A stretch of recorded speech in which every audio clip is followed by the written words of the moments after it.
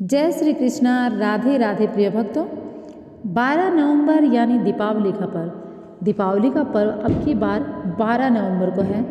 हर बार दीपावली का पर्व अमावस्या तिथि को आता है, लेकिन हर वर्ष जैसे आता है उसके अनुसार अब की बार अमावस्या तिथि को नहीं है। देखिए, महालक्ष्मी श्री गणेश जी की पूजा दीपावली के दिन की जाती है। दिवाली के दिन सोमवती अमावस्या का होना बहुत शुभ माना गया है। हालांकि इस वर्ष 12 नवंबर यानी दीपावली का पर्व जब हम मनाएंगे उस दिन सोमवार नहीं होगा, लेकिन अमावस्या तिथि जो है वह सोमवार को अवश्य है। और अब की बार सोमवती अमावस्या का विधान है, मतलब अब की बार सोमवती अमावस्या आएगी। बहुत शुभ संयोग है। दीपावली के आगे वाले दिन, दीपावली से अगले ही दिन हम सोमवती अमावस्या मनाने वाले हैं। देखिए, इस दिन स्नान, ध्यान व दान करने से सौभाग्य में वृद्धि होती है।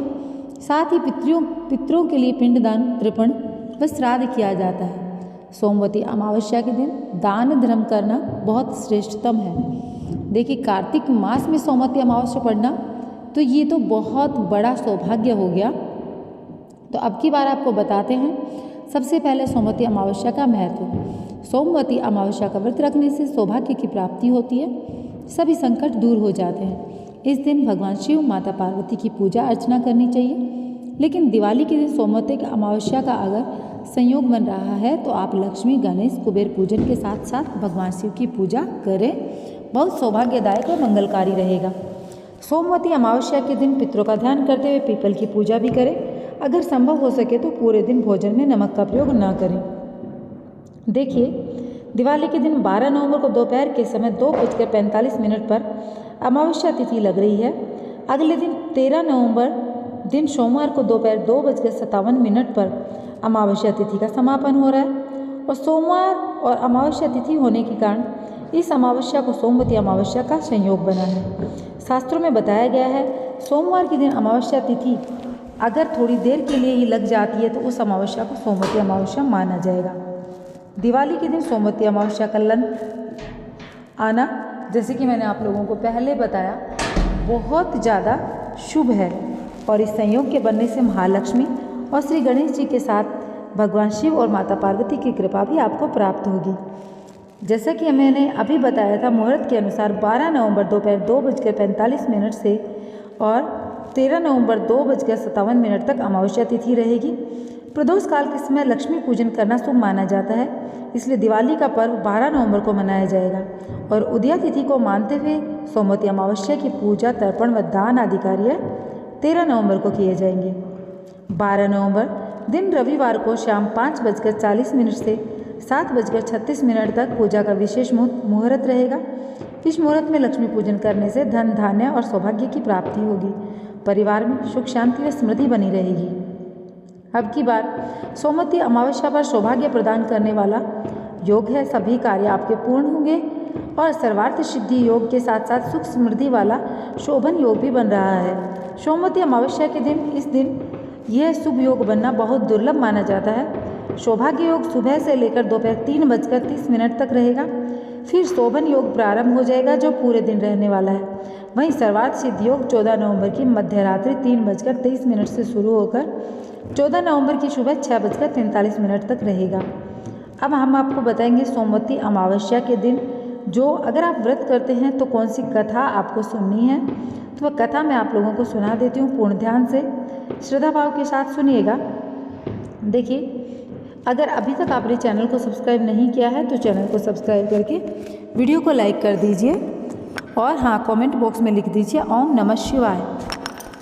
देखिए, एक साहूकार के 7 बेटे और 7 ही बहुओं के साथ एक बेटी भी थी। साहूकार के घर रोज एक जोगी आता था जिसे साहूकार की बहू भिक्षा देती थी। उस जोगी को जब साहूकार की बेटी भिक्षा देने आती तो वह उससे भिक्षा नहीं लेता और कहता, तेरे भाग्य में सुहाग की जगह दुहाग लिखा है। लड़की को उस जोगी की यह बात बहुत बुरी लगती। एक दिन वह अपनी माँ को रोते रोते जोगी की सारी बात बताती है। सारी बात सुनकर माँ कहती है, कल जो भी जोगी आएगा तब मैं सुनती हूँ कि वह क्या कहता है और क्यों कहता है। अगले दिन फिर जोगी आता है तो साहूकारनी छिपकर बैठ जाती है और अपनी लड़की को भिक्षा देने के लिए भेजती है। जोगी उससे भिक्षा नहीं लेता और फिर वही बात दोहराता है कि तेरे भाग्य में सुहाग की बजाय दुहाग लिखा है। लड़की की माँ बाहर निकल कर आती है। जोगी से कहती है कि एक तो हम तुझे भिक्षा देते हैं तो हमें गाली देता है। जोगी कहता है मैं गाली नहीं दे रहा हूँ, जो बात सच है वही कह रहा हूँ। इसके भाग्य में जो लिखा है वही सच आपको बता रहा हूँ। सारी बातें सुनकर लड़की की माँ कहती है कि जब तुझे पता है तो इससे बचने का उपाय भी पता होगा। जोगी कहता है 7 समंदर पार एक धोबन रहती है जिसका नाम सोना है। वह सोमवती अमावस्या का व्रत करती है। अगर वह आकर इसे फल दे दे तभी इसका दुहाग टल सकता है, अन्यथा विवाह के समय सर्प काटने से इसके पति की मृत्यु हो जाएगी। सारी बात सुनकर माँ रोने लगी। सोना धोबिन की तलाश में निकल गई। चलते चलते रास्ते में तेज धूप पड़ रही थी, जिससे बचने के लिए एक पीपल के वृक्ष के नीचे बैठ गई। उसी वृक्ष पर एक गरुड़ के पक्षी का घोंसला था। एक सांप आया, गरुड़ के बच्चों को खाने के लिए लपका, लेकिन साहूकारनी ने उस सांप को मारकर बच्चों की रक्षा की। कुछ देर बाद गरुड़नी आई और सब जगह खून देखकर साहूकारनी को चोंच मारने लगी। साहूकारनी बोली कि एक तो मैंने तेरे बच्चों को सांप से बचाया और तू ही मुझे मार रही है। सारी बातें सोचने पर और जानने पर गरुड़नी बोली तूने मेरे बच्चों की रक्षा की है, इसलिए मांग जो चाहती है। साहूकारनी गरुड़नी से कहती है कि मुझे 7 समंदर पार सोना धोबिन के यहाँ छोड़ दो, और गरुड़नी ने वैसा ही किया। साहूकारनी पहुँच तो गई, लेकिन सोचने लगी इसे कैसे मनाऊं। सोना धोबिन की भी 7 बहुएं थी, लेकिन घर के काम करने के लिए सदा आपस में ही लड़ती झगड़ती रहती थी। रात को जब सो जाती तो साहूकारनी आती और चुपके से सारा काम कर उजाला होने से पहले चल भी जाती। सारी बहुएं भी आपस में यही सोचती कि कौन सी बहू है जो सारा काम कर देती है, लेकिन एक दूसरे से पूछने की हिम्मत किसी की भी न थी। काम करने की बात सोना धोबिन ने भी देखी कि आजकल बहुएं लड़ती भी नहीं है और काम भी सारा हो जाता है।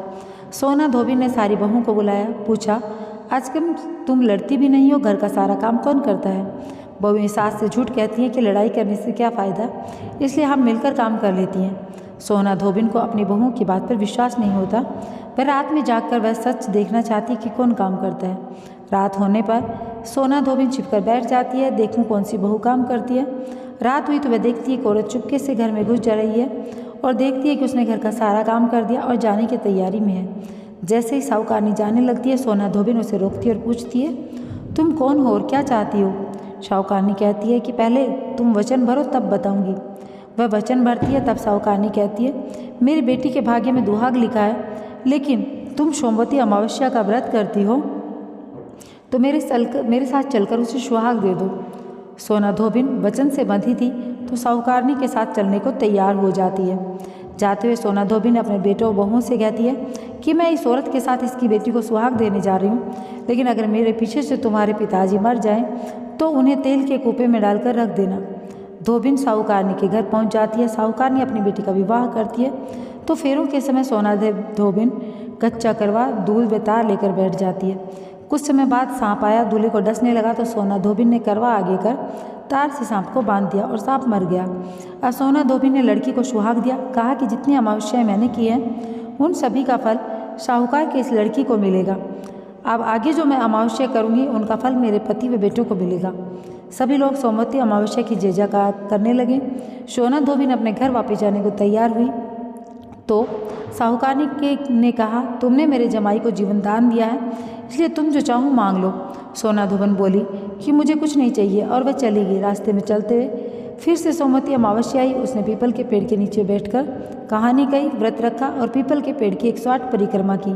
पीपल के पेड़ की पूजा के बाद वह घर जाती है तो देखती है कि उसका पति मरा पड़ा है, पर रास्ते में जो सोमवती अमावस्या उसने की थी उसका फल उसने अपने पति को दे दिया, जिसके प्रभाव से वह पुनः जीवित हो गया। सब कहने लगे तूने ऐसा क्या किया जो तेरा पति जिंदा हो गया।